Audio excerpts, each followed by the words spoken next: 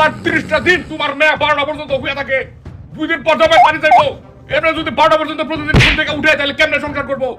মানুষের তো ভালো মন্দ থাকে, বয়স হইতেছে, এই ছেলে বিয়ার নাম উঠতে পারে না, বিয়ার কথা বলে স্যান্সার করে। ছিল ওকে তুমি আল্লাহ দিয়ে তোমার মেয়ের নষ্ট করছো।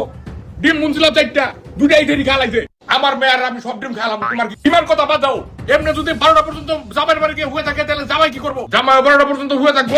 বাপের বাড়ি আছে দেখে এমন খাইতেছে আর ঘুমাইতেছে, এমনি খাইলে আর ঘুমাইলে হইব? বিয়া দেওয়া লাগবে না? আমরা বাড়িতে থাকুন না, আমার খালি খাইতে বইটা খোটা মারে। আরে মা তো মারে না তো, আমি ম্যারেজ চাই আমার একটা প্ল্যাটফর্মে অ্যাকাউন্ট খুলছি, ওদিকে আমি ভালো পোলা পাইলে বিয়া করে লাভ। তোমাকে গিফট টিফট পাওয়া লাগবে না, ওকে প্ল্যাটফর্ম থেকে বিয়া হয়ে গেলে হানিমুন মানিমুন খাওন মাউনের ব্যবস্থা করে দেয়।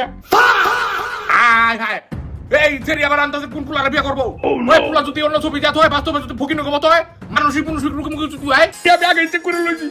এনআইডি আর ওই এআই মেআই দিয়া ওই স্ক্যাম নাকি এডি স্ক্যান করে লয়। পোলার যদি মানসিক সমস্যা থাকে এটাও দেখে লইব।